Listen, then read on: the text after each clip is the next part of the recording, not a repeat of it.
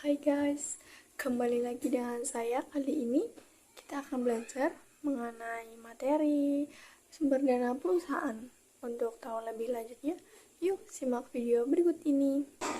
Kali ini kita akan belajar mengenai bab 6, yaitu sumber dana perusahaan. Sumber dana perusahaan dapat dibedakan menjadi 3 macam, yaitu yang pertama, sumber dana jangka pendek. Sumber dana jangka pendek merupakan modal yang ditanam atau investasi dengan jangka waktu kurang dari 1 tahun. Yang kedua yaitu sumber dana jangka menengah. Dalam perusahaan merupakan modal yang ditanam dalam perusahaan dengan jangka waktu kurang lebih 1-5 tahun. Dan yang terakhir adalah sumber dana jangka panjang adalah modal suatu perusahaan dari investasi dengan jangka waktu lebih dari 5 tahun. Perusahaan terbatas atau PT adalah perusahaan yang modalnya terbagi atas saham-saham dan tanggung jawab pemegang saham terbatas pada jumlah saham yang dimilikinya. Saham merupakan bukti kepemilikan suatu perusahaan. Adapun jenis-jenis saham antara lain yaitu 1. Saham biasa, 2. Saham preferen, 3. Saham presiden kumulatif, 4. Saham bonus, 5. Saham sendiri, dan yang terakhir adalah saham kosong. Selanjutnya, kita akan belajar mengenai persekutuan atau partnership.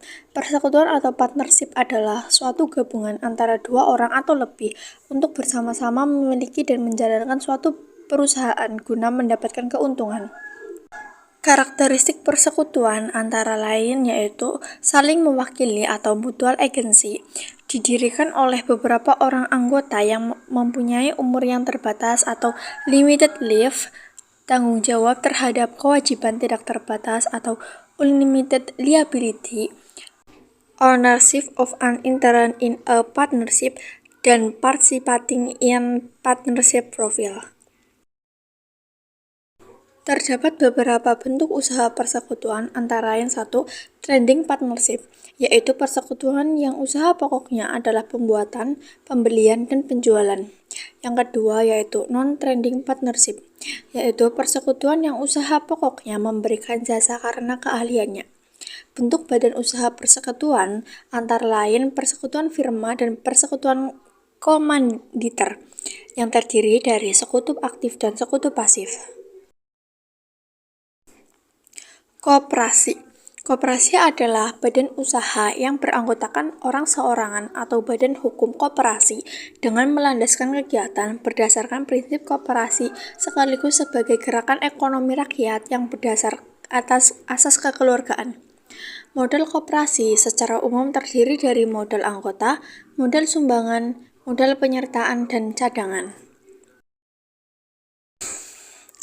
Utang dibagi menjadi beberapa jenis, yaitu antara lain utang jangka pendek meliputi utang dagang, pinjaman bank jangka pendek dengan jaminan, pinjaman bank jangka pendek tanpa jaminan, letter of credit, commercial paper, dan factoring and credit reckoning. Yang kedua yaitu utang jangka menengah.